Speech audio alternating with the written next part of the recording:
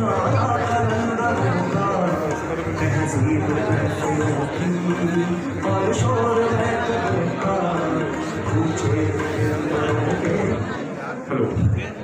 आदाब हाज़रीन, जश्न रिश्ता के तमाम चाहने वालों और करम फरमाओं का हम तहे दिल से इस्तकबाल करते हैं। नज़ीर अकबर आबादी फरमाते हैं कहते नानक शाह जिन्हें वो पूरे हैं आगाह गुरु, वो कामिल रहबर जग में हैं यूं रोशन जैसे माह गुरु। नित लुत्फ़ करम से करते हैं हम लोगों का निर्वाह गुरु, इस बख्शिश के इस अजमत के हैं बाबा नानक शाह गुरु। सब सीस नवा अरदास करो और बोलो हरदम वाह गुरु।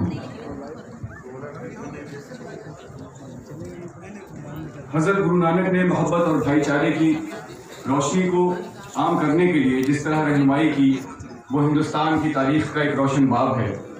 आपकी तालीमात के फैज़ ने ज़बानों को अक़ीदों से बाहर निकल कर बाबा फरीद और बुल्ले शाह के अमनो आशिकी के रूहानियत भरे पैगाम को दुनिया के सामने रखा।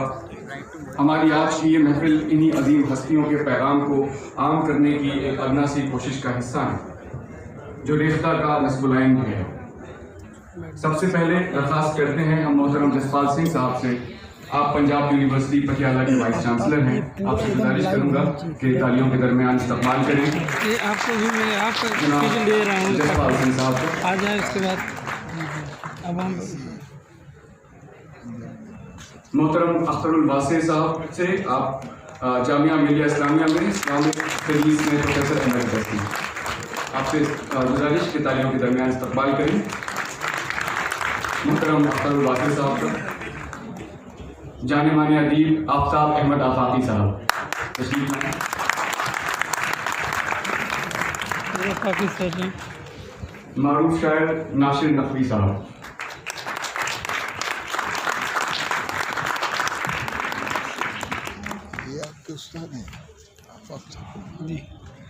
गुजारिश करूंगा आफ्ताब अहमद आफाकी साहब से कि मुज़ाकरे का आगाज़ फरमाएं।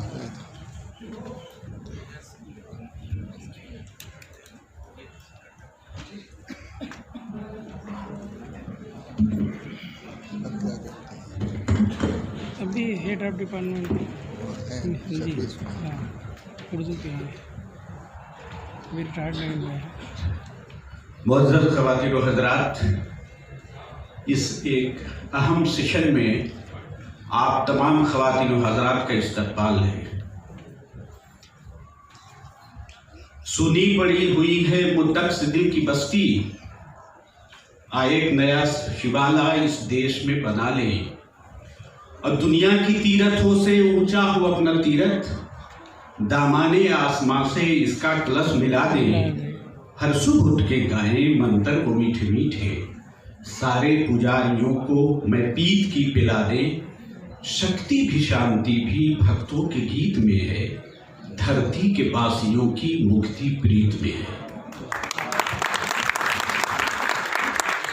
मुअज़्ज़िज़ ख़वातीन व हज़रात, ये हमारे लिए बेहद मसरत की बात है कि हज़रत गुरु नानक का हम 550वीं सालगिरह मना रहे हैं, और इस सालगिरह के मौके पर यानी 550वीं सालगिरह के मौके पे रेख्ता की जानिब से अपने बुजुर्ग और रूहानी पेशवा को याद करना, ये सिर्फ ये नहीं कि हम इल्म व अदब के हवाले से, ज़बान और तहज़ीब के हवाले से, बल्कि हम उस रोशनी को याद कर रहे हैं, उस रोशनी को तलाश कर रहे हैं जिससे दुनिया में अमन, शांति और खुशहाली पैदा हो सकती है।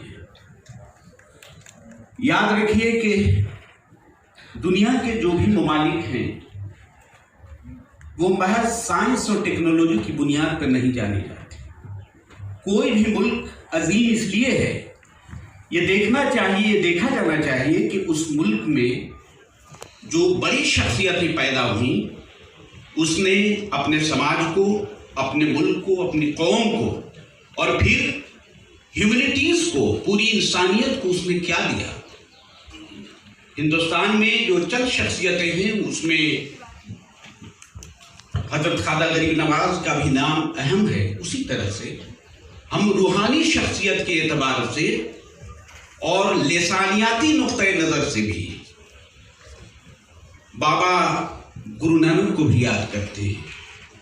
वो बैक वक्त अजीम शायर हैं, फलसफी हैं, मुफक्किर हैं, और चूंकि रेख्ता से ताल्लुक उनका है, उर्दू ज़बान को फ़रोग़ देने में खुद उनकी जो शायरी है, उनके जो कलिमात हैं, उनके जो आमाल हैं, वो हमारी तारीख़ में सुनहरे हरूफ में लिखे हुए हैं। जब भी उर्दू ज़बान व अदब की बात होगी, गुरु नानक देव जी का नाम हमेशा एहतराम के साथ लिया जाता है।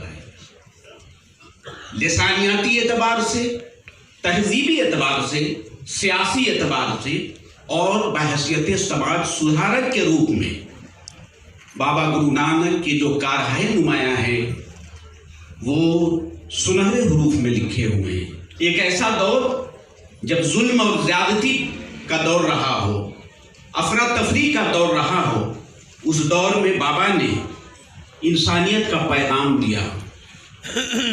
उन्होंने कहा था कि इंसान की ज़िंदगी और उसकी तरक्की, उसकी तामीर के लिए ये ज़रूरी है, ये 3 मंत्र अगर कहा जाए कि बाबा के 3 मंत्र उन्होंने दिए, और वो पहला जो मंत्र था वो करत करो, यानी अमल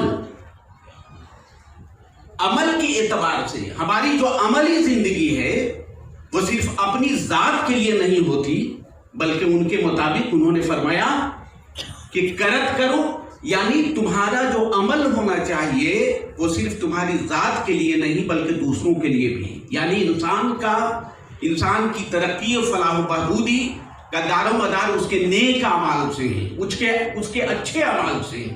और दूसरी बात उन्होंने जो कही वो नाम जपो की बात कही। उन्होंने ये कहा कि खुदाए मुतलक का नाम जपो, अपने सृष्टि में उसको दाखिल कर लो। और तीसरी बात जो बेहद अहम है, और आज के तनाजुर में वो बेहद अहम इसलिए करार दी जाएगी कि आज जबकि इंसानियत कराह रही है, इंसान एक दूसरे के खून का प्यासा हो चुका है, ऐसे वक्त में बाबा ने कहा था कि वंड छको, यानी हक व हलाल की जो रिज़्क और रोटी तुम कमा रहे हो उसको बांट के खाओ।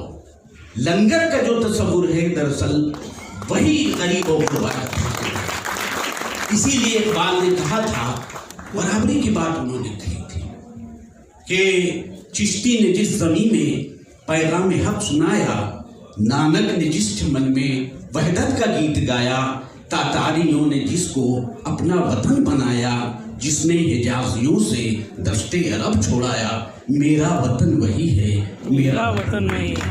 मोहतरम फातिल हुज़रात, ये हमारे लिए बेहद खुशी का मकाम है कि बाबा गुरु नानक देव जी की तालीमात, उनकी लिसानी खिदमात, उनकी शायरी, उनके शब्दों के हवाले से हम आज मुल्क के अहम ख़ास तौर से पंजाब के इलाके से ताल्लुक़ रखने वाले, जिन्होंने एक मुद्दत तक उस खित्ते में ज़बान व अदब के खिदमत का फरीज़ा अंजाम दिया, और ख़ास तौर से पंजाबी के हवाले से, वहाँ की तहजीब और कल्चर के हवाले से, और बाबा नानक देव जी के हवाले से जिन्होंने अच्छा खासा काम किया है। मेरी मुराद प्रोफेसर नासिर नकवी साहब से है। मैं सबसे पहले उनसे गुजारिश कर रहा हूँ ख़ास तौर से कि ज़बान के हवाले से, यानी जिसको हम रेख्ता कह रहे हैं, उर्दू के हवाले से ख़ास तौर से क्या कुछ उन्होंने फरीज़ा अंजाम दिया है अपनी शायरी में। मैं उनसे गुजारिश कर रहा हूँ कि आप इस पर रोशनी डालें। आफाकी साहब, गुरु नानक साहब की आफाकी शख्सियत, कुछ कहने से पहले चंद शेर के जिक्र नानक पर सर झुकाया है, मैंने अपना कलम उठाया है। नाम नानक का जाम अमृत का, आज नानक है नाम अमृत का। वो गुरु एक दिमाग रोशन है, मारिफत का चिराग रोशन है। उसने झूठे बुतों को तोड़ा है, उसने टूटे दिलों को जोड़ा है। दिल से सब एहतराम करते हैं, सब गुरु को सलाम करते हैं। गुरु नानक साहब की शख्सियत हमारे हिंदुस्तान के लिए बाइस सद इफ्तिखार, हिंदुस्तान को हिंदुस्तान का नाम देने वाले गुरु नानक साहब। आज हम अपने मुल्क पर नाज करते हैं, इस मुल्क के नाम पे नाज करते हैं, ये नाम भी गुरु नानक साहब ने दिया। जहाँ तक रेख्ता का सवाल है तो वो सिलसिला कि जो अमीर खुसरो से हम लेते हैं, अमीर खुसरो से पहले गुरु नानक साहब हैं और वो सिलसिला अमीर खुसरो तक आया और बढ़ते बढ़ते मीर तक आया और आज हम जिस ज़बान को उर्दू कह रहे हैं उसकी आबियारी में, उसको बनाने में, उसको संवारने में, उसकी बुनियादों में गुरु नानक साहब की खिदमत थी। तो गुरु नानक साहब की ज़ात हमेशा उर्दू वालों के लिए भी बाइस इफ्तिखार रही है और हमें फ़ख्र है। इसी साल मैंने 550 साल जश्न के मौके पर पंजाबी यूनिवर्सिटी से 35 शुआरा ने, उर्दू के शुआरा ने जो गुरु नानक साहब को खिराज अक़ीदत पेश किया है, उसे मौजू बना के हमने PhD एक बच्चे को कराई और ये उर्दू की तरफ से गुरु नानक साहब को सबसे बड़ा खिराज अक़ीदत है। इसी तरह शायरी के अलावा अल्लामा इक़बाल का नाम बहुत आता है, नज़ीर का नाम बहुत आता है, लेकिन त्रिलोकचंद महरूम जैसे शायर, और उसके बाद ये सिलसिला आज तक जारी है। मैंने तो सिर्फ 35 शुआरा को मौजू बनाया था, लेकिन एक और नई किताब आई है, उसमें और भी शुआरा और ये सिलसिला जारी और सारी है। तो गुरु नानक साहब मारिफत की हमारी एक तहरीक हैं, तसव्वुफ़ की एक तहरीक हैं, इल्मियत की एक तहरीक हैं। उनका नामी हमारे लिए बाइस इफ्तिखार है, ज़बानों के लिए इफ्तिखार की बात है। उनकी शख्सियत रूहानी नहीं बल्कि लिसानी तौर पर भी वो एक अलम बरदार हैं, सिर्फ पंजाबी के नहीं, उर्दू के भी और हमारी हिंदुस्तानी ज़बानों के।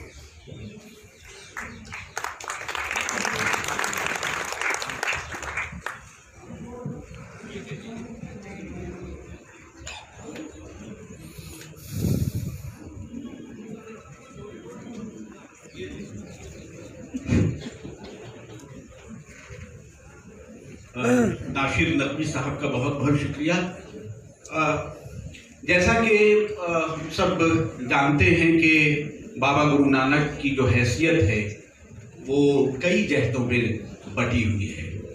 वो बैक वक्त एक तरह से देखा जाए तो रूहानी शख्सियत है, एक तरह से लिसानी शख्सियत है, एक तरह से समाज की तामीर नौ की एक शख्सियत है, और एक शख्सियत उनकी बैनुल-अक़वामी सतह पर यानी ह्यूमैनिटीज़ की शख्सियत है, इंसानियत की शख्सियत है।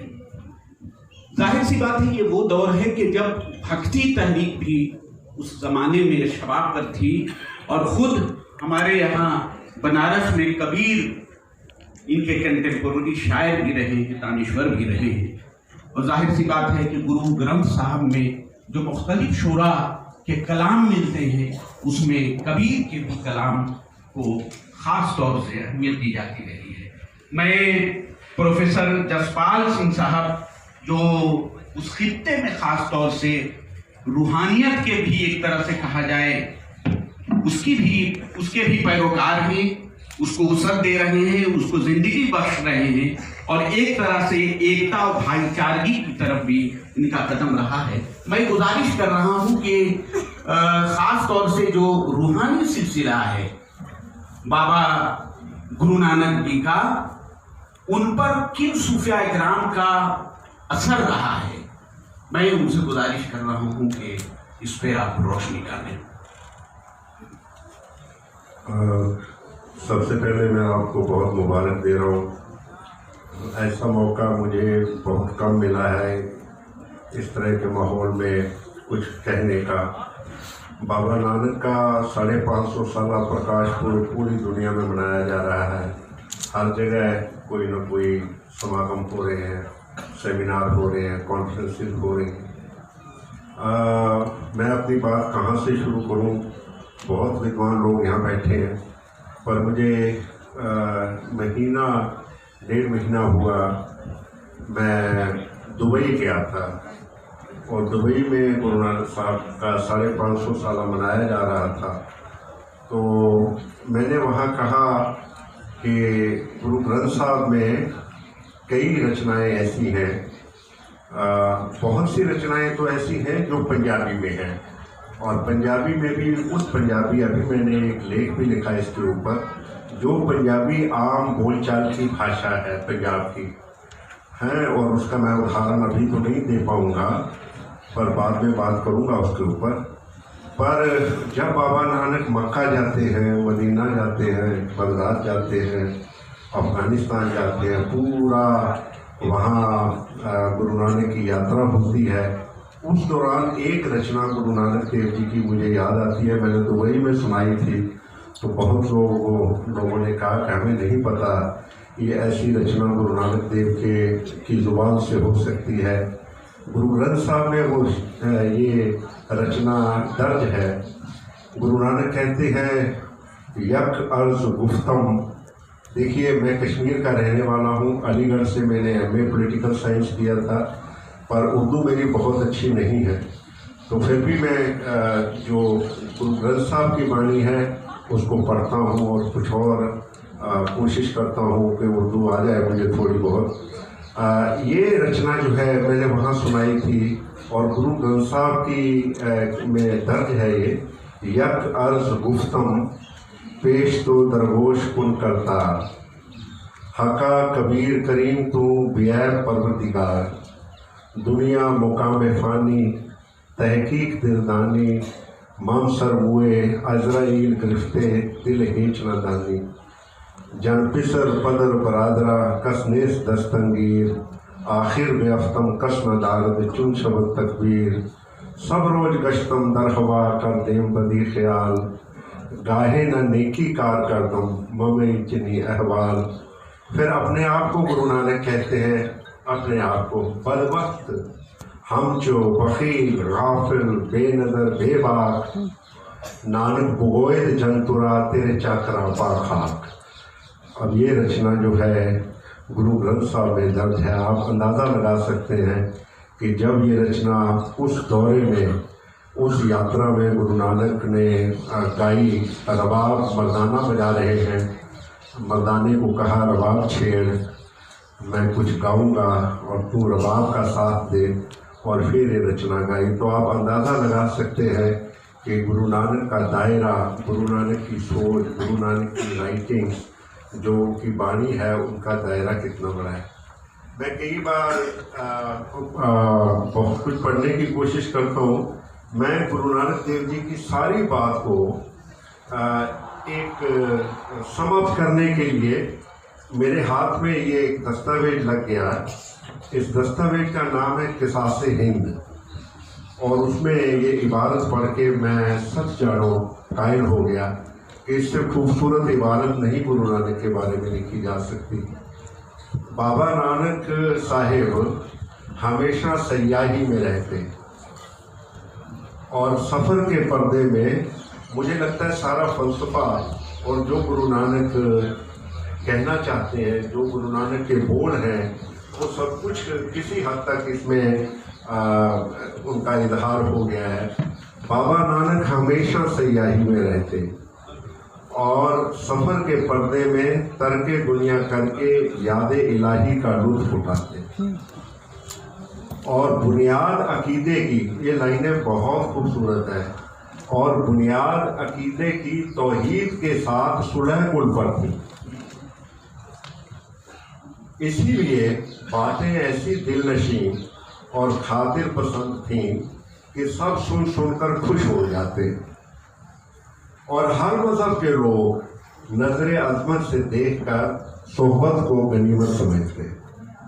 इससे खूबसूरत लाइनें मैं नहीं समझता कि गुरु नानक को सबब करने के लिए जब वो कहते हैं कि सफ़र के पर्दे में तरके दुनिया करके याद इलाही का लुत्फ़ उठाते हैं, और दूसरी बात बुनियाद अकीदे की तौहीद के साथ सुलह कुल पर थी। फिर बातें ऐसी दिलनशी और खातिर पसंद कि सब सुन सुन कर खुश हो जाते, और हर मज़हब के लोग नज़र अज़मत से देखकर सोहबत को गनीमत समझते हैं। गुरु नानक की सोबत मिल जावे तो गनीमत हो जाएगी। मुझे लगता है कि गुरु नानक देव जी को अगर मैं इस तरह कहूँ, फलसफे की बात कहूँ, मैं ये कहता हूँ कि हर दीवार गुरु नानक के सामने टूट जाती है, कोई दीवार कायम नहीं रहती। उनका कलाम, उनकी बाणी अगर मैं पढ़ता हूँ तब भी, और उनके सफ़र, उनके संवाद की बात, डायलॉग की बात, तब भी हर दीवार टूट जाती है, हर लकीर मिट जाती है। कोई भी दायरेबंदी या किसी किस्म की लकीर अगर कोई खींचना चाहे, धर्म और धर्म के बीच में खींचना चाहे, जाति के आधार पर खींचना चाहे, रुतबे के आधार पर अगर कोई लकीर खींचना चाहे, गुरु नानक उस लकीर को, उस दीवार को नहीं, उनके बोलों के बहाव के आगे कुछ भी नहीं, कुछ भी नहीं, कोई किसी किस्म का भेदभाव हो ही नहीं सकता। अगर मैं गुरु नानक साहब को, और मैं बहुत कुछ कह सकता हूँ पर सिर्फ इतनी बात कह रहा हूँ कि गुरु नानक दा पंजाबी विच मैं इन्हूं कहंदा कलावा बहुत बड़ा है। गुरु नानक दी जप्फी बहुत बड़ी है। गुरु नानक दी जप्फी विच बाबा फरीद भी है ना। मैं बाद में बात करूँगा बाबा फरीद से क्या ताल्लुक है गुरु नानक देव का। गुरु नानक कबीर को गुरु ग्रंथ साहब में जगह देते हैं कि आओ गुरु ग्रंथ साहब में। मैं आपको एक वाक़या सुना दूँ, शायद मैं ज़्यादा टाइम नहीं लूँगा। अब्दुल कलाम साहब को मैंने और हम लोगों ने एक ट्रांसलेशन रिलीज़ करवाना था अंग्रेजी में, तो वो बोलने लगे कि मुझको थोड़ी इबारत आप लिख के दे दीजिए, मैं जब बोलूँगा तो क्या बोलूँ। तो मैंने उसमें लिख दिया, जो उनको पढ़ने के लिए दिया मैंने 2-3 पेज का, उसमें लिखा था कि गुरु ग्रंथ साहब में बाबा फरीद की बानी है। और जब हम दूसरी बार मिलने के लिए गए तो अब्दुल कलाम साहब ने कहा ये तुमने क्या लिख दिया है। हमने कहा जी क्या लिख दिया, कि बाबा फरीद की बानी गुरु ग्रंथ साहब में। मैंने कहा हाँ जी, 130 श्लोक हैं गुरु ग्रंथ साहब में जिनके ऊपर लिखा हुआ बाणी शेख फरीद हैं, और उसमें 18 जो श्लोक हैं वो गुरुओं के हैं, संवाद हो रहा है बाबा फरीद से। तो कहते हैं कि ये कैसे हो सकता है, कौन से फरीद हैं। मैंने कहा साहब वही फरीद है, शेख बाबा फरीद, गंज शक्कर शेख बाबा फरीद, पाकपत्र वाले, मुल्तान वाले बाबा फरीद। तो उन्होंने मुझे कहा, हम लोगों से कहा, अरे भाई दुनिया को बताते क्यों नहीं हो कि गुरु ग्रंथ साहब में बाबा फरीद भी हैं। तो हमने कहा हम तो बताते हैं लोगों को। तो कहते हैं मैं राष्ट्रपति हूँ, मुझे तो पता नहीं, तुम किसको बताते हो। तो हमने माफ़ी मांगी कि आज के बाद हम दुनिया को बताएंगे कि गुरु ग्रंथ साहब में बाबा फरीद भी है। और सच जानो, मैं कई बार कहता हूँ कि जब हम गुरु ग्रंथ साहब को माथा टेकते हैं, मैं रोज़ गुरुद्वारे जाता हूँ तो गुरु ग्रंथ साहब को माथा टेकता हूँ, तो मैं जब बाबा नानक को माथा टेकता हूँ तो बाबा फरीद को भी टेकता हूँ, उसको भी आदाब करता हूँ। तो ये गुरु नानक देव जी का दायरा है, उनकी सोच है, उनका गुरु ग्रंथ साहब में जैसे उनकी बाणी दर्ज की है, ये सारे फैसले गुरु नानक देव जी के हैं कि गुरु ग्रंथ साहब में बाबा फरीद की बाणी भी शामिल होगी। मुझे लगता है कि ऐसा गुरु नानक है जिसको हम लोग आज अकीदत पेश करने के लिए यहाँ इकट्ठा हुए। Thank you.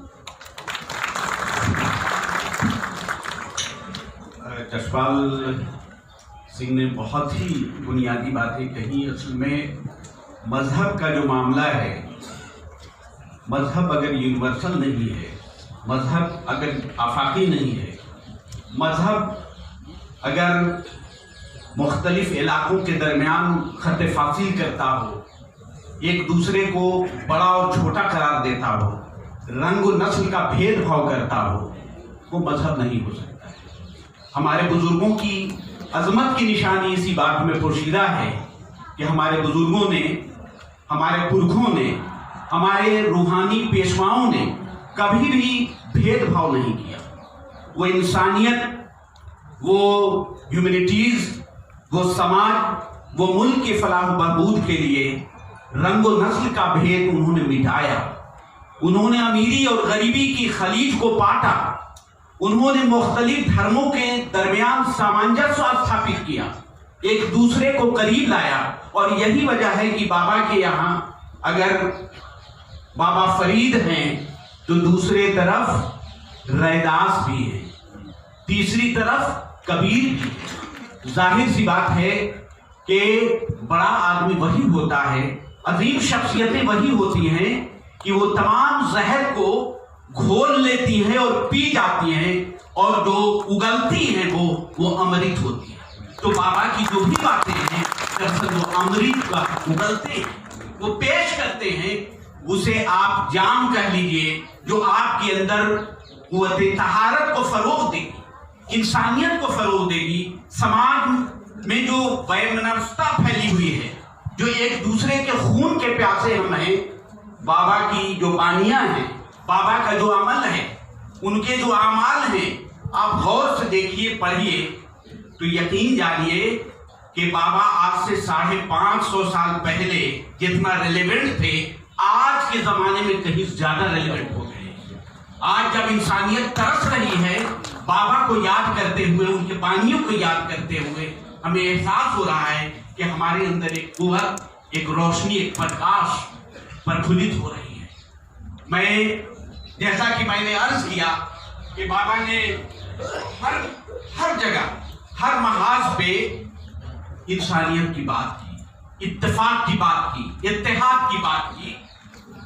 अब एक उनकी बानी देखिए कि खालिके बारी सर्जनहार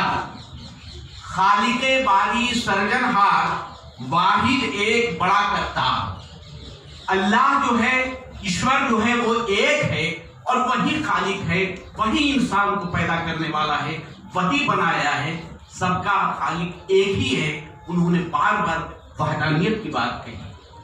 मैं इससे फायदा उठाते हुए कि चूंकि हमारे दरमियान प्रोफेसर अख्तरुल वासिफ साहब यहाँ तशरीफ फरमा है, और खास करके सूफीज्म के हवाले से, तसव्वुफ के हवाले से आपका न सिर्फ मुताला, गहरा मुताला है, बल्कि लगातार इस पे लिखते रहे हैं, बोलते रहे हैं, और ये कोशिश इस मुल्क में और मुल्क से बाहर करते रहे हैं कि इंसानियत को पहचाना जाए, नफरतें किस तरह से मिटे, किस तरह से इंसानों के दिल के मैल को धोया जाए। जो रूहानी शख्सियतों ने जो फरीज़ा अंजाम दिया था, उसकी तरफ मैं गुजारिश कर रहा हूँ कि ख़ास तौर से तसव्वुफ के हवाले से आप ये बताएं कि बाबा के कलाम में या उनके किरदार व अमल में जो तसव्वुफाना रंग है, उसकी नौइयत क्या है। बहुत शुक्रिया। सबसे पहले रेख्ता फाउंडेशन, उसके बानी और उसके जो कारगुजार हैं, उन सबको मुबारकबाद कि उन्होंने ज़बान व अदब के अलावा, फ़नून लतीफ़ा के अलावा ही लज़्ज़त काम दहन का सामान इकट्ठा करने के अलावा एक काम ये भी किया कि बाबा गुरु नानक देव को याद करने के लिए ये इस इजलास का इनेकाद किया। इसके लिए आप देखिए, बाबा गुरु नानक देव के बारे में जसपाल सिंह जी ने कहा, हमारे दोस्त नाशिर नकवी साहब ने कहा, आफाकी साहब ने अपने अंदाज से हमारे सामने हक़ायक़ को पेश किया। 2-3 बातें बुनियादी तौर पे हमें समझनी चाहिए। नंबर 1, गुरु ग्रंथ साहब हिंदुस्तान का जो रूहानी विजदान है, उसका इत्र है। एक बात ये समझनी चाहिए। दूसरे, हिंदुस्तान जो बाबा गुरु नानक देव के ज़माने में था और बाद के गुरुओं के ज़माने में था, और किसी हद तक आज भी है, जिसमें ज़ात और पात को लेकर इंसानों और इंसानों में तफरीक की जाती है, उन्होंने जिन लोगों का चेहरा देखने को लोग पसंद नहीं करते थे, उनकी बानी को गुरु ग्रंथ साहब में शामिल करके और उसके सामने मत्था टेकने पर मजबूर कर दिया, और इस तरह इंसानी अजमत का उन्होंने एक नया अध्याय लिख दिया। तीसरी बात, तसव्वुफ की बात हुई। आप सिख मजहब की कोई तारीख मुकम्मल ही नहीं कर सकते। सिख मजहब के बारे में मैं एक बात साफ कह दूं कि सिख मजहब एक मुस्तकिल, मुकम्मल और मुनफरिद मजहबी रिवायत है, इसलिए बिल्कुल उसमें वो नहीं होना चाहिए। लेकिन इसके बावजूद दुनिया की ताकतवर तहरीकें कभी आदान प्रदान से, लेन देन से परहेज नहीं करती हैं, गुरेज नहीं करती हैं। इसीलिए ये बहुत दिलचस्प बात है और इसके लिए मुसलमानों को ख़ास तौर से बाबा गुरु नानक देव का शुक्रगुजार होना चाहिए कि बाबा गुरु नानक देव पाक पटन गए और बाबा फरीद का कलाम उन्होंने उनके खानदान वालों से हासिल किया और उसको गुरु ग्रंथ साहब का बाद में हिस्सा बनाया। आज का ये इजलास इस एतबार से भी अहमियत का हामिल है कि आज ही हम बाबा फरीद के खलीफा और मुरीद जानशीन हजरत निजामुद्दीन औलिया का उर्स मना रहे हैं। ये बहुत दिलचस्प बात है। ये कोई सी रेन सही, लेकिन तीसरी एक और बात जो है वो ये, यहाँ हम उर्दू के हवाले से जमा हुए, रेख्ता की बात हो रही है। लोग अक्सर कहते हैं उर्दू ख़त्म हो रही है, उर्दू मर रही है, उर्दू मिट रही है। मेरा कहना ये है जब तक गुरु ग्रंथ साहब मौजूद है उस वक्त तक उर्दू को कोई नहीं मार सकता, क्योंकि उर्दू की जो लफ्ज़ियात, ये जो शब्दावली उसकी क्या में गुरु ग्रंथ साहब में मौजूद है। बाबा गुरु नानक देव से लेके और जफरनामे के वाले गुरु तक वो कभी भी उर्दू ज़बान को मरने नहीं देगी। लोगों को इस गलतफहमी को दूर कर लेना चाहिए। बात ये है, ऐसी बातें वो करते हैं जो नारा लगाने में यकीन रखते हैं, उर्दू को गले लगाने में यकीन नहीं रखते। ये बात जी असल परेशानी ये है। तीसरी एक आखिरी बात जो मुझे और अर्ज करनी है वो ये कि बाबा गुरु नानक देव की खूबी ये है कि तलवंडी से सुल्तानपुर लोधी तक का जो सफ़र है उसमें उन्होंने हिंदू मुस्लिम इत्तेहाद का जो सबक पढ़ाया है वो गैर मामूली है। सुल्तानपुर लोधी का जो जागीरदार है वो उनको सबसे ज़्यादा पसंद करता है, उनके माँ बाप से ज़्यादा पसंद करता है और वो मुसलमान। ये हमें नहीं भूलना चाहिए। एक और बात जो है, और वो नई नस्ल को मैं मजहब के तालिबे इल्म के तौर पर तवज्जो दिलाना चाहता हूँ कि बाबा ने अपने बड़ों की रिवायत को, मजहबी रिवायत को जूं का तू कबूल नहीं किया, बल्कि तलाश हक में, जुस्तजू में उन्होंने सफ़र किया। सफ़र जो वसीले ज़फ़र भी होता है और हिजरत जो है नुसरत भी लाती है, उन्होंने उससे काम लिया। वो उन्होंने हिंदुस्तान में ही सफ़र नहीं किए, बल्कि जैसा कहा गया और हम सब जानते हैं, उन्होंने अफ़गानिस्तान, सेंट्रल एशिया, मक्का, मदीना, बगदाद सब किए। और याद रखिएगा, बगदाद तसव्वुफ की राजधानी रहा है इंटरनेशनल। शेख अब्दुल कादिर जिलानी हो या शहाबुद्दीन सोहरवर्दी हो, मारूफ करखी हो या जो भी हो, वो वहीं पे रहे हैं। जुनैद बगदादी हो वो भी वहीं रहे हैं। और जो लोग बगदाद गए हैं, बाबा का चिल्ला जिन्होंने देखा है वो जानते होंगे कि बाबा का चिल्ला शेख जुनैद बगदादी की खानकाह और जुन्नून मिस्री के मदार के बहुत करीब है। तो मालूम हो उन्होंने जगह भी वही चुनी थी। और आखिरी बात जो मुझे अर्ज करनी है इस सिलसिले में वो ये है कि उन्होंने हमें, माफ़ कीजिएगा हिंदी की शब्दावली का इस्तेमाल करने की इजाज़त दीजिए, आचरण की जो सभ्यता अता की उसमें बुनियादी तौर पे छोटे और बड़े का फर्क ही नहीं रखा, बल्कि फर्द को एक ऐसा सबक पढ़ाया जिसको बहुत बाद में बहादुर शाह जफर ने 2 मिसरों में ढाल दिया। बहादुर शाह जफर ने जो कुछ कहा था वही बाबा गुरु नानक देव का संदेश भी था और उपदेश भी था और अमल भी था। और वो क्या था? जफर आदमी उसको न जानिए वो कैसा ही साहिब फ़हम ज़का जिसे ऐश में याद खुदा न रही, जिसे तैश में खौफ खुदा न रहा। ये अभी बात कर रहे थे कि तौहीद के साथ सुने कुल, याद रखिए जो तौहीद का मानने वाला है वो वहदत इलाही का खाली कायल नहीं होता है, वो वहदत आदम का भी कायल होता है और वहदत किरदार का भी कायल होता है। और तसव्वुफ इसी की एक तौक़ीदशुदा शक्ल है बाबा गुरु नानक देव, जिसके एक बड़ी अलामत है। बहुत शुक्रिया।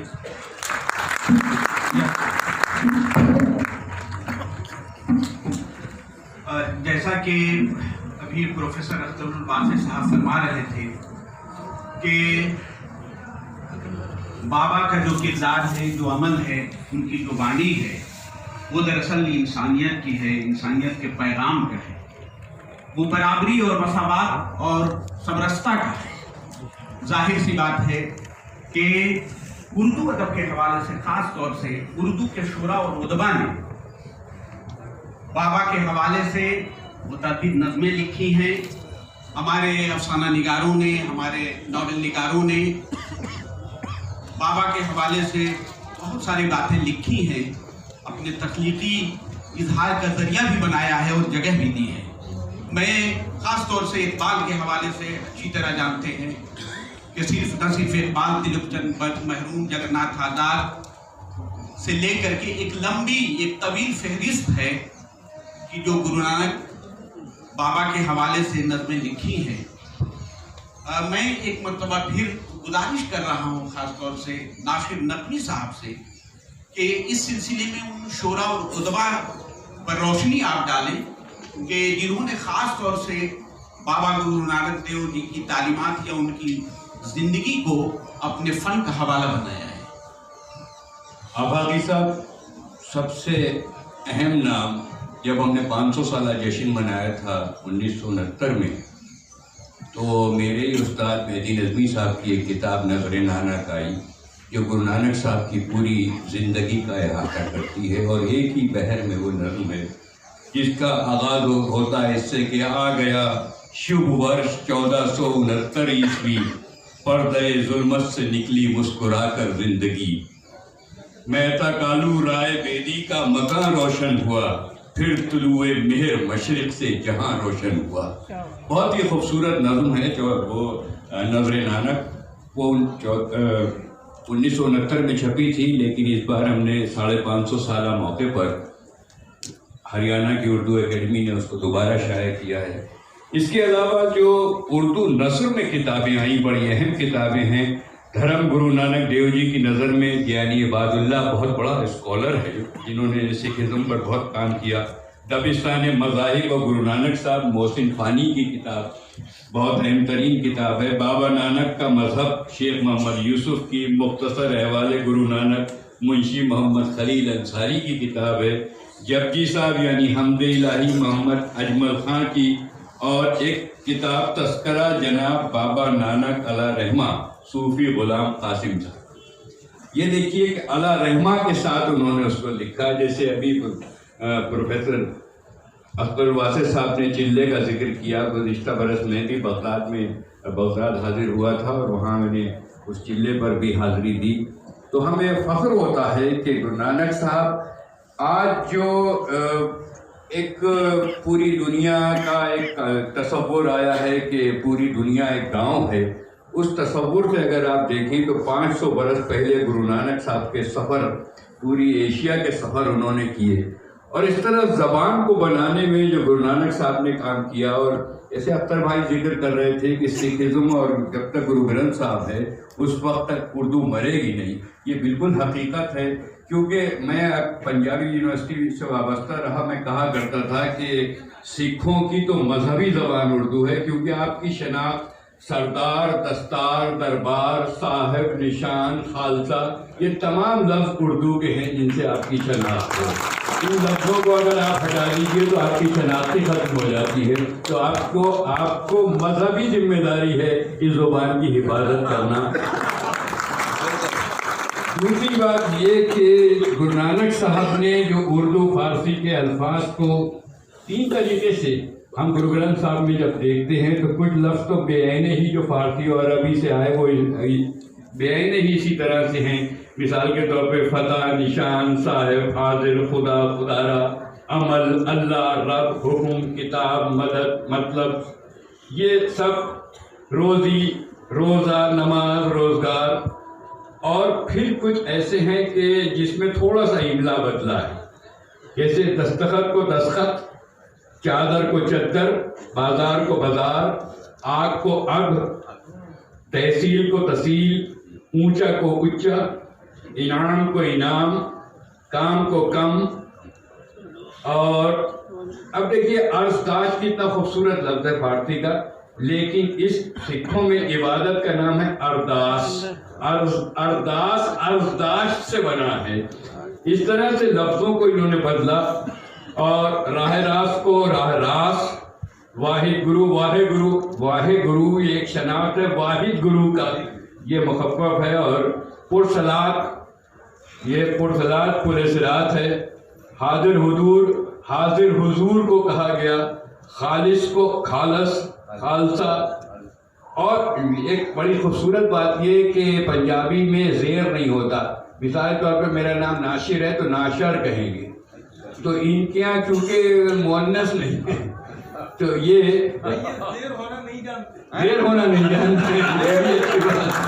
बहुत अच्छी बात कही है। ये ज़बर में रहना चाहते हैं तो इन्होंने अपनी ज़बान को भी ज़बर में रखा है। यही इनकी सरदारी भी है और यही इनकी दस्तारी भी है। तो ज़बान को किस तरह से इन्होंने खूबसूरत बनाया, हमारी पंजाबी और उर्दू के साथ जो इनका रिश्ता है। और फिर गुरु नानक साहब की शायरी इस तरह की कि नानक दुनिया कैसी होई, सालिक मत ना रहियो कोई, भाई बंदी सब बीत चुकाया, दुनिया कारण दीन गवाया। या उनका ये शेर, इसमें देखिए कि किसकी समझ में नहीं आएगा, जिसे जो लोग कहते हैं पंजाबी, पीर पैगंबर सालिक सादिक, शोहदे और शहीद, शेख मशाया काजी मुल्ला दर दरवेश रशीद। ये तमाम अल्फाज हमारे फ़ारसी और अरबी की रिवायत से आए हैं। पंजाबी ने इसे इसी तरह से कबूल किया और इसी तरह पंजाबी, अब क्योंकि उर्दू के सिलसिले में ये महमूद शिरानी ने दावा किया है कि उर्दू पैदा ही पंजाब में हुई और उसमें उन्होंने सबूत भी फराहम किए हैं कि हिंदुस्तान में दाखिले का ज़मीनी रास्ता पंजाबी है। तो जाहिर है कि जितनी भी तहजीबें, जितनी भी रिवायतें और जितने सूफी संत हमारे हिंदुस्तान में आए अपनी ज़बानें दे के, वो यहाँ आते रहे और पंजाबी के साथ घुल मिल के एक नई ज़बान जो रेख्ता बन के हमारे सामने, जो आज उर्दू है, आज हम रेख्ता का जश्न मना रहे हैं, उर्दू का जश्न मना रहे हैं। तो रेख्ता के बानियों का भी तो जश्न है। तो गुरु नानक साहब रेख्ता के बानियों में से एक बानी है, जिसको हम सलाम करते हैं। बहुत अच्छे।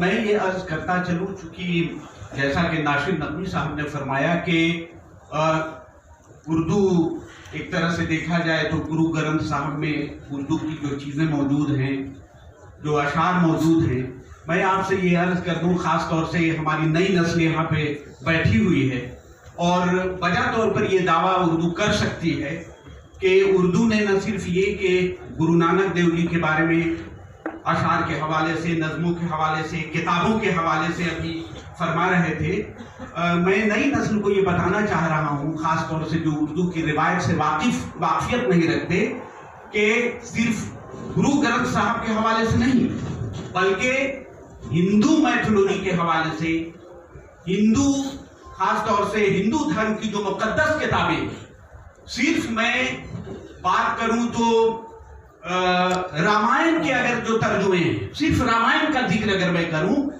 तो अभी तक की जो तहकीक के मुताबिक वो तकरीबन 450 रामायण के तर्जुमे उर्दू में मौजूद हैं, 450। इसी तरह से महाभारत के तर्जुमे मौजूद हैं, इसी तरह से वेदों के तर्जुमे मौजूद हैं, इसी तरह से जितनी भी मुकद्दस यहाँ की हस्तियां हैं, चाहे वो हिंदू धर्म की हों, सिख धर्म की हों, ईसाई धर्म की हों, जो भी हो, उस पर उर्दू में एक बड़ा जखीरा मौजूद है। मेरा ख्याल है कि इसीलिए बहुत अच्छी एक तरह से कोशिश हुई है और मुझे लग रहा है कि उर्दू के हवाले से ये पहली कोशिश मुझे लग रही है कि बाज़ाब्ता तौर पर ये डिस्कशन गुरु नानक देव जी के हवाले से हो रहा है और वो भी उर्दू के हवाले से हो रहा है, तो ये बहुत बड़ी बात है। और मेरा ये भी ख्याल है कि ये जो यहाँ पे रिवायत या एक जो बीज बोया गया है, ये समरावर होगा और यकीनन मुल्क के दूसरे इलाकों में भी इस तरह की कोशिशें होगी। रेख्ता से बहुत सारी उम्मीदें हैं। ये जो हुजूम देख रहे हैं, यकीनन ये रेख्ता इनकलाब आफरीन साबित होगा। और खास तौर से जो भाईचारे का पैगाम यहाँ से जा रहा है, जो मोहब्बत का पैगाम यहाँ से जा रहा है, वो सिर्फ अपने मुल्क के लिए नहीं बल्कि पूरी दुनिया के लिए अमन का एक पैगाम, एक संदेश लेकर के यहाँ से जाएंगे। मैं एक मरतबा फिर प्रोफेसर जसपाल सिंह जी से मैं एक मरतबा फिर गुजारिश कर रहा हूँ, चूंकि वक्त मेरा ख्याल है कि बहुत तेजी से आगे बढ़ रहा है, दूसरे प्रोग्राम भी शुरू करने हैं, तो मैं आपसे गुजारिश कर रहा हूँ कि खास तौर से कि गुरु नानक देव जी की जो तालीम है, वो तालीम आज के दौर में, मौजूदा दौर में कितना रिलेवेंट है। सबसे पहले तो मुझे बहुत खुशी हो रही है जो अभी अख्तरुल वासिफ साहब ने और नासिर साहब ने जो बात हमारे सामने रखी है। गुरु ग्रंथ साहब में जो टर्मिनोलॉजी है वो उर्दू की, पर्शियन की, यहाँ तक अरबी शब्दों की, उसमें हमको बहुत मिल जाती है। तो ये और इस बात की भी खुशी है कि पंजाबी यूनिवर्सिटी में जैसे अभी बता रहे थे कि एक बच्चे ने PhD कर ली है, 350 सफ़ों का एक डॉक्यूमेंट तैयार किया है जो उर्दू में गुरु नानक जी के बारे में लिखा गया है। तो ये बहुत बड़ी बात है, मुझे लगता है ये काफ़ी। और एक किताब जैसे वो जिक्र कर रहे थे, गुरु नानक देव यूनिवर्सिटी के एक प्रोफेसर ने भी किताब बनाई है जिसमें उर्दू के हवाले से, उर्दू में क्या कुछ लिखा गया है गुरु नानक के बारे में, वो सारा उसको। और फिर हरियाणा में उर्दू एकेडमी ने, दिल्ली में उर्दू एकेडमी ने और कई जगह पर उर्दू एकेडमी वालों ने गुरु नानक की याद में अपने सेमिनार्स किए हैं। तो मुझे लगता है कि ये बहुत बड़ा काम हो रहा है उर्दू के हवाले से, और गुरु नानक देव जी के का जो जिक्र उर्दू ज़ुबान में है उसके हवाले से मैं इसकी मुबारक देता हूँ आप सबको, रेख्ता वालों को भी और जो हमारे प्रोफेसर साहिबान हैं। मुझे एक याद आ रही है कुछ लाइनें एक शायर की है। वो कहता है कि तेरी गुफ्तगू अगर सबको भाई ना होती, गुरु नानक जी के बारे में। अब मुझे भी कुछ याद है इनकी उर्दू वालों की बदौलत, मैं भी उर्दू वाला हूँ वैसे तो। तेरी गुफ्तगू अगर सबको भाई ना होती और मुसल्लम तेरी रहनुमाई ना होती और तुझ पे शैदा खुदाई ना होती, तेरी लाश पे हाथापाई ना होती। जब गुरु नानक देव जो करतारपुर जिसका अभी रास्ता खुला है, जब गुरु नानक जी दुनिया छोड़ के जाते हैं तो झगड़ा हो गया था मुसलमान और हिंदुओं में। कुछ ने कहा था कि इनको दफन किया जाएगा, कुछ ने कहा था नहीं, दूसरे रीति रिवाज से उनका संस्कार किया जाएगा।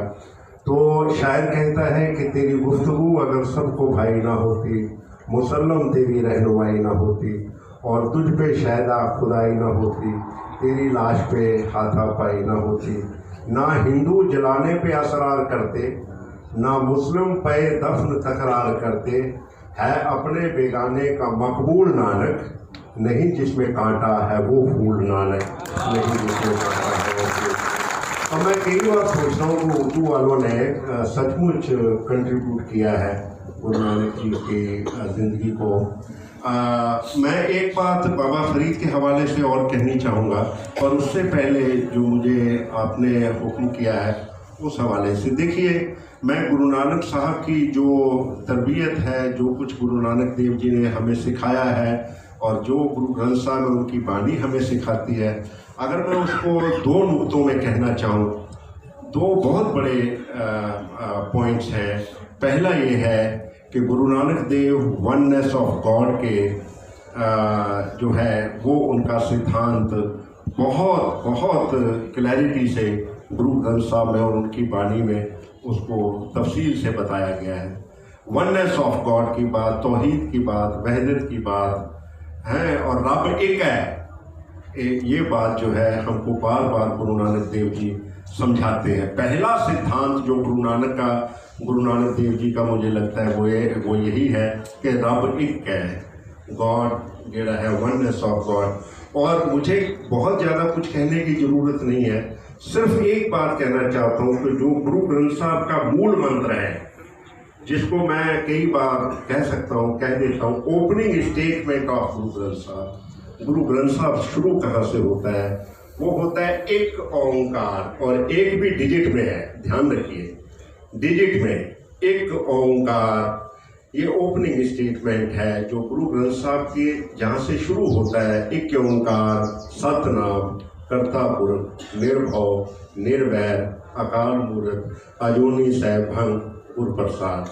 ये मूल मंत्र है, एक है वो, और वो सत्य है, हमेशा है। और उसकी तफसीर मुझे अभी टाइम नहीं है, मैं नहीं कर पाऊंगा, पर मुझे लगता है कि गुरु नानक देव बार बार, और फिर ये मूल मंत्र गुरु ग्रंथ साहब में, मैं आपके लिए ये बात कह रहा हूँ कि शायद आप इसको याद रख सके कि मूल मंत्र गुरु ग्रंथ साहब में कई बार दोहराया गया है। शुरुआत यहीं से होती है, ओपनिंग स्टेटमेंट है गुरु ग्रंथ साहब का, और फिर जब कोई भी नई रचना शुरू होती है तो उसमें सबसे पहले जो ओपनिंग स्टेटमेंट है, मूल मंत्र है, वननेस ऑफ गॉड वाला, उसको दोहराया जाता है। तो पहली बात गुरु नानक देव जी की जो है, और मैं उसकी तफसील में जाऊँ तो मुझे अल्लामा इकबाल याद आते हैं। अल्लामा इकबाल से खूबसूरत नहीं किसी ने लिखा, मुझे लगता है, आशिका और उसने किया जो जिंदगी का राज था, हिंद को लेकर ख्याली फलसफा पे नाज था, शमा हक से जो मुनव्वर हो ये वो महफिल न थी, बारिश रहमत हुई मगर जुनी काबल न थी, शूद्र के लिए हिंदुस्तान गम खाना था, दर्द इंसानी से इस बस्ती का दिल बेगाना था। फिर आखिर में आकर, बहुत लंबी नज़म है, आखिर में अल्लामा इकबाल कहते हैं बुध कदा, और मैं कई बार हैरान होता हूँ कि जो अल्लामा इकबाल कह के इस्लाम वाले ऐसा भी कह सकते हैं। वो कहते हैं कि खुद कदा फिर बाद मुद्दत के मगर रोशन हुआ, नूरे अब्राहीम से आज़र का घर रोशन हुआ। कहाँ जो सिमेटिक ट्रेडिशन से गुरु नानक को जोड़ा है कि बुध कदा फिर बाद मुद्दत के मगर रोशन हुआ, नूरे अब्राहीम से आज़र का घर रोशन हुआ, फिर उठी आखिर सदा तौहीद की पंजाब से, हिंद को एक मर्द कामिल ने जगाया ख्वाब से। ये तो मुझे लगता है कि जो basic first principle Guru Nanak का है, जिसको अल्लामा इकबाल ने इस तरह उसकी तफसील की है, तो हम समझ सकते हैं कि basic philosophy of Guru Nanak जो है वो वननेस ऑफ गॉड है, वहदत है, तौहीद है, रब एक है, ये सिद्धांत है। और दूसरी बात मैं आपको और इसके साथ ही जुड़ी हुई है कि गुरु नानक साहब की वाणी को मैं कई बार पढ़ूँ, मैं बहुत कुछ आपसे शेयर कर सकता हूँ कि वाणी के बारे में। एक मैं वैसे कर दूँ तो अच्छा रहेगा। एक शब्द है गुरु नानक जी का, मैं सुनाना चाहता हूँ, ये ना हो कि गुरु नानक की वाणी मैंने नहीं सुनाई। तो ये बहुत अच्छी रचना है गुरु नानक की, और वननेस ऑफ गॉड के ऊपर है। गुरु नानक देव लिखते हैं, ना देव दानवा नरा, अब इसकी भाषा आप अपने आप समझ लीजिए, ना देव दानवा नरा, न सिद्ध साधका धरा, अस्त एक दिगर कोई, एक तुई एक तुई, अस्त एक दिगर कोई, एक तुई एक तुई, न दादे दहिंद आदमी, न सप्त देव समी, अस्त एक दिगर कोई, एक तुई एक तुई, ना सूर सस मंडलो, न सबद दीप नह जलो, कुछ भी नहीं है, सब उस एक की वजह से है। ना सूर सस मंडलो, न सबद दीप नह जलो, अस्त एक दिगर कोई, ए अन पौन थिर ना कोई, एक तुई, ना रिजक दस्त आकसे, हवा उर्दू आ गई, ना रिजक दस्त आकसे हमारा एक आस बसे, अस्त एक दिगर कोई, एक। आखिरी मुझे बहुत, 2 लाइनें आखिरी, मैं बहुत मुतासिर होता हूँ। देखिए गुरु नानक कहते हैं जो परिंदे उड़ रहे हैं ना, उनको कौन पाल रहा है? तुमको भी वही पाल रहा है, उन परिंदों को भी वही पाल रहा है। और गुरु नानक के लफ्जों में क्या है, परिंदे ना गिरा है जा रहा, परिंदे की जेब नहीं होती, ना उसमें पैसे होते हैं, परिंदा ना गिरा है जा, दरख्त आप आसकर, उसको अल्लाह ने दरख्त बना दिए, पानी बना दिया, उसके घूमने के लिए, रहने के लिए जगह बना दी। परिंदे ना गिरह जान, दरख्त आप आसकर, देहांत सुई वही देता है, परिंदों को भी वही दे रहा है। उनके लिए घर बना दिए दरख्तों पे, और उनको पानी दे दिया, उनके जीने के साधन दे दिए। ये उस अल्लाह की एक की। तो गुरु नानक आखिर में कहते हैं, परिंदे न गिरह जर, दरख्त आप आसकर, देहांत सुई एक तुई एक तुई। वही देने वाला है जो परिंदों को भी दे रहा है, वो एक है। ये गुरु ग्रंथ साहब की वाणी का एक बात इसके साथ जुड़ी और है, मैं तफसील में तो नहीं कहूँगा, कि गुरु नानक बार बार कहते हैं जब देने वाला एक है, जब हम सबको पैदा करने वाला एक है, जब अल्लाह एक है, जब रब एक है, जब वो एक है तो आप उसकी रचना में भेद कैसे डाल सकते हैं? जब रचनाकार एक है, क्रिएटर एक है, तो क्रिएशन में भेद कैसे कर सकते हैं? गुरु नानक बार बार इस बात को कहते हैं कि कैसे आप भेद कर सकते हैं जब सबको बनाने वाला, सबकी रचना करने वाला वो एक है, तो उसकी रचना में जाति के आधार से, किसी भी आधार से भेद नहीं है। मैं आपको जल्दी जल्दी 2-3 सुना दूं। एक गुरु नानक का वाक्य है, नीचा अंदर। गुरु नानक से पूछा गया आपकी तारीफ क्या है, तो गुरु नानक कहते हैं नीचा अंदर नीच जात, नीची हूँ अति नीच, नानक तिन के संग साथ वडिया से क्या रीस, बड़ों को मैं कुछ नहीं समझता।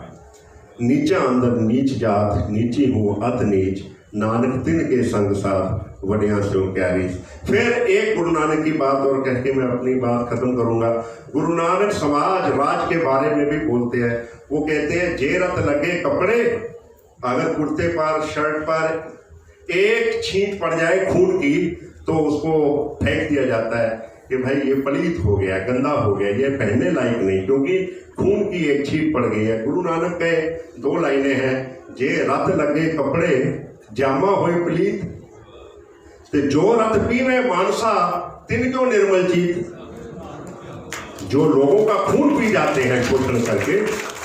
अब गुरु नानक का संकेत देखिए कि एक छींट पड़ जाए कपड़े पर तो आप कहते हैं कि ये पलीत हो गई, पहनने लायक नहीं, और जो घटाघट शोषण करके लोगों का गला दबा के उनका हक खा जाते हैं, खून पी जाते हैं, वो कैसे अच्छे कहे जा सकते हैं। औरत के साथ बहुत बड़ा जुल्म हो रहा था। गुरु नानक पातशाह की एक लाइन में कह दूं, बहुत लंबी रचना है, कि सो क्यों मंदा आखिए जित जम्मे राजान। जिसके गर्भ से, जिसके पेट से जन्म लेते हो उसको बुरा कैसे कह सकते हो? औरत को किस तरह बुरा कह सकते हो?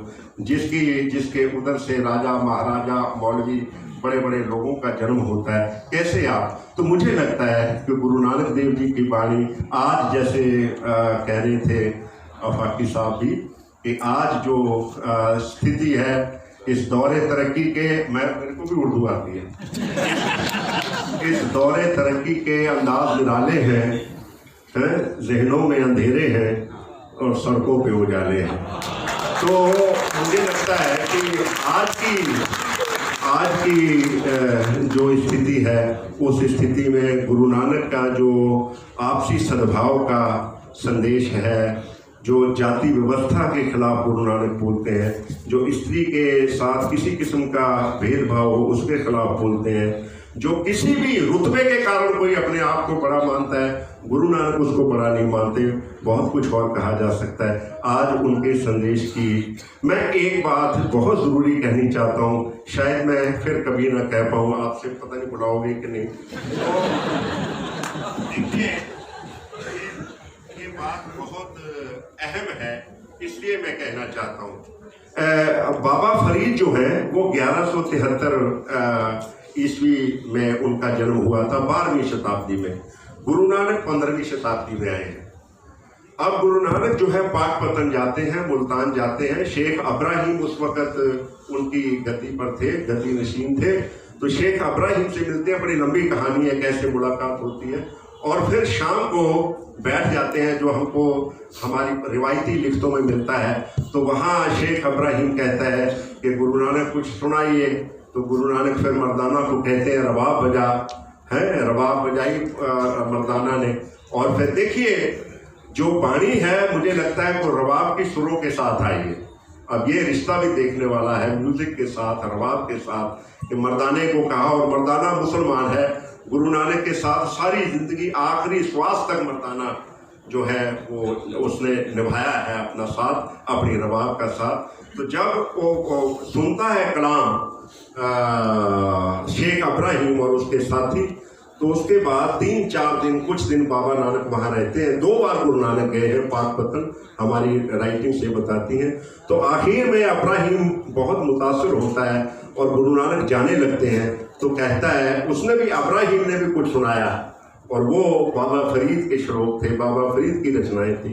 तो उसने बोला कि बाबा नानक बता तेरे को मैं क्या दूँ, अब तुम जा रहे हो, कुछ तो मैं आपको हाजिर करूँ।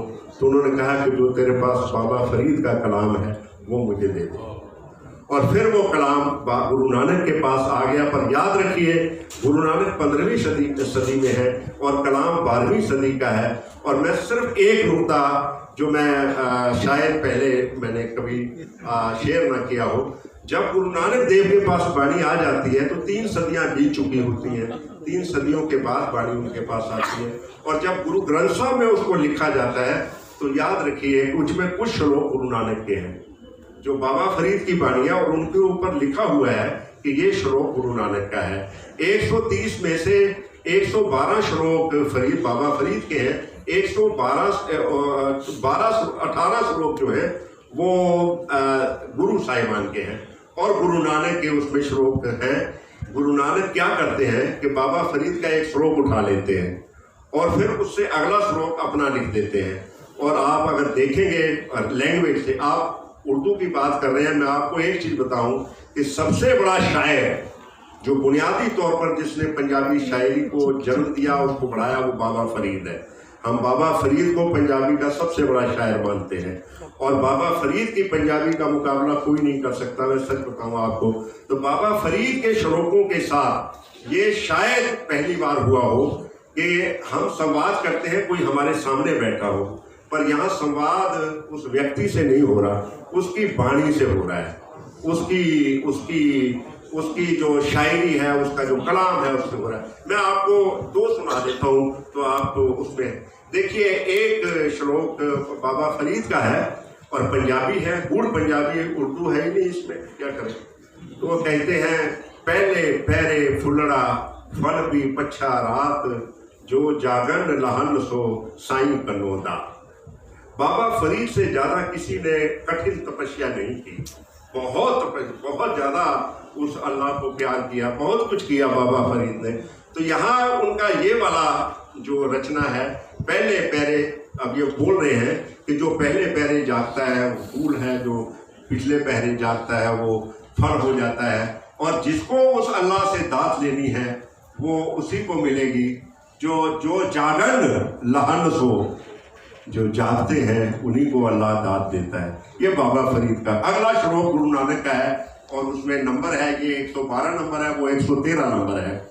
तो गुरु नानक उसके साथ अपना श्लोक जोड़ देते हैं, दाती साहिब संधियां क्या चले तिस नाल, एक जगंदिया नाल है एक ना सुतियां दे उठा। अब वो बाबा फरीद की वाणी के साथ संवाद करते हैं। तो कह तो ठीक रहा है कि जो जागेगा उसे दातें मिलेंगी, उसको बहुत कुछ मिलेगा, नौस्ते मिलेंगी। पर यहाँ बाबा नानक उसके साथ जोड़ रहे हैं, दात तो उसकी है। हो सकता है कि जो जाग रहा है उसको कुछ मिले ना, और जो सो रहा है उसको उठा के दे दे, ये अल्लाह के हाथ में है। तो ये संवाद जो है, और एक श्लोक और सुनाऊं आपको। पता शायद आपने बाबा फरीद को पढ़ा हो, लेकिन हम लोगों ने बहुत पढ़ा है बाबा फरीद को, पंजाबी उसका लिटरेचर। एक श्लोक बाबा फरीद का है, तन तपे तनूर ज्यों, मेरा तन तप रहा है, तन तपे तनूर ज्यों, बालन हड्ड बलान, मेरी हड्डियां बल रही हैं जैसे वो बालन जो होता है वो। तो तन तपे तनूर ज्यों, बालन हड्ड बलान, पैरी थका सिर जुला, जे मुँह पिरी मिलन। मैं अगर पैर थक जाएं तो सिर के बल जाऊंगा उस अल्लाह को मिलने के लिए। ये बाबा फरीद है। अगला श्लोक जो है 119 नंबर उनका है और 20वां श्लोक गुरु नानक का है।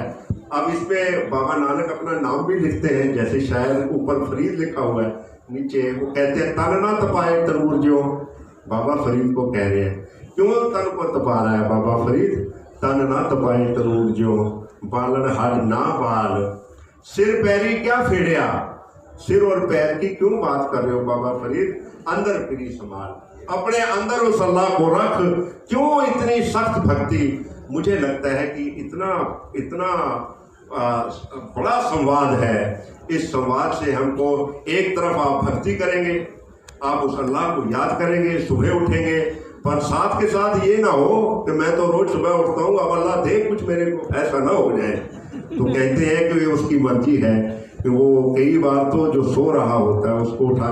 मैं ये इसलिए बोल रहा हूँ कि गुरु ग्रंथ साहब की एक खासियत है ये, और ख़ास तौर से बाबा फरीद के हवाले से, कि जो बाबा फरीद की वाणी है उसके साथ गुरु नानक का संवाद भी उसमें जुड़ा हुआ है।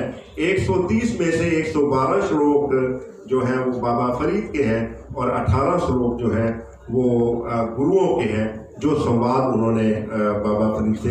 इससे बड़ी मैं समझता हूँ कि बाबा फरीद को आदाब या उनको खराज अकीदत जो है वो पेश करना बहुत कहा गया। तो मैं ये सारी बात इसलिए की है कि हमारा और बाबा फरीद का रिश्ता क्या है, वो इसकी तफसील करने के लिए मैंने थोड़ा ज़्यादा टाइम ले लिया, मुझे माफ़ी दे दें। मैं आखिर में वासिफ साहब से गुजारिश कर रहा हूँ, क्योंकि वक्त तकरीबन ख़त्म हो चुका है, 5 मिनट सिर्फ वक्त है हमारे पास। मैं गुजारिश कर रहा हूँ कि अभी जो गुफ्तगू हुई मजमूई तौर पर तासुर उभर करके आता है, हम सामीन के ज़हन व फिक्र तक वो पहुँचे, वो पैगाम पहुँचे, जो अभी जो बातें मैं आपसे गुजारिश कर रहा हूँ कि पहली बात है कि 550 प्रकाश पर्व मना रहे हैं, तो 5.5 मिनट ही मिल पाएंगे।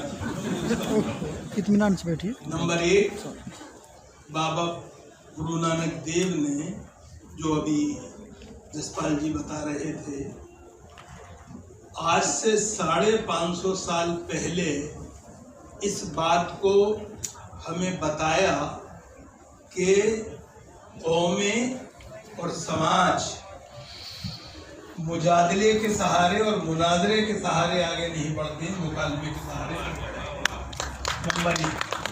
नंबर 2, एक ऐसे ज़माने में जब सरहद के उस पार इस पार हम एक दूसरे को देखने के लिए तैयार नहीं हैं, बर्दाश्त करने को तैयार नहीं हैं, ये बाबा गुरु नानक देव का एजाज़ है कि करतारपुर का रास्ता खुला है। और ये इस बात की दलील है कि उनका जो फर्ज है वो अहले सियासत जाने, मेरा पैगाम मोहब्बत है। और करतारपुर का रास्ता, माफ कीजिएगा, करतारपुर कॉरिडोर जो है वो 2 मुल्कों के दरमियान नहीं है, बल्कि 2 तहजीबों, 2 मजहबों, 2 ज़बानों, 2 सकाफ़तों के दरमियान एक पुल बनाने की कोशिश है। और ये सिर्फ और सिर्फ बाबा गुरु नानक देव का ही एजाज़ हो सकता है, इस बात को हमें मानना चाहिए। आखिरी बात वो जो है और जो मूल मंत्र है उनके यहाँ, जिस पर सबने क्या जोर दिया है, वो ये कि याद रखिए, खुदाए बुजुर्गों बरतर तक पहुँचने का, उसकी खुशनुदी और रज़ा को हासिल करने का रास्ता इंसानों के दिलों से जाता है। क्या आप उनकी खिदमत करने को तैयार हैं? आप सिमतों को भूल जाइए, आप रिश्तों को भूल जाइए, लोगों की खिदमत कीजिए और खिदमत के ज़रिए अज़मत को पाइए। ये बाबा गुरु नानक देव का संदेश है।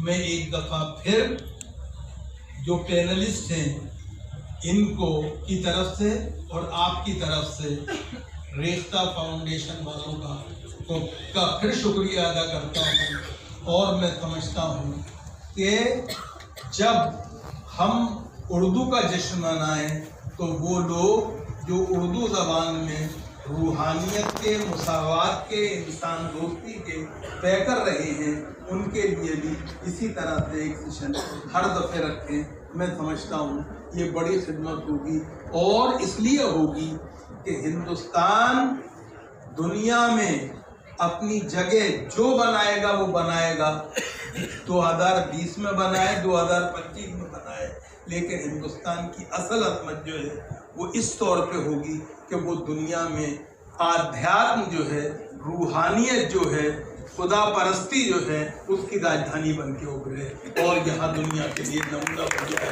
और बाबा गुरु नानक देव को भी हमारा यही एक तरह से सच्चा खराज अकीदत हो सकता है। मैं आप सबकी तरफ से आफाकी साहब का भी शुक्रिया अदा करता हूँ कि उन्होंने बहुत अच्छे अंदाज से इस सेशन को कंडक्ट किया। बहुत बहुत शुक्रिया। आइए हम एक दफ़े फिर खड़े हो जाएं और ये बता दें दुनिया को कि कौमें मज़हब से नहीं बनती हैं, कौमें वतन से बनती हैं। ये बहुत शुक्रिया। वही महादेव, वही मोहम्मद, ब्रह्मा आदम कहिए, कोई हिंदू कोई तुर्क कहावे, एक ज़मीं पे रहिए। बहुत बहुत शुक्रिया तमाम ख़वातीन हज़रात का और ख़ास तौर से नेता का कि उन्होंने इतना खूबसूरत महफिल का इनेकाद किया और हम सबको यहाँ पे मौका दिया। बहुत बहुत शुक्रिया।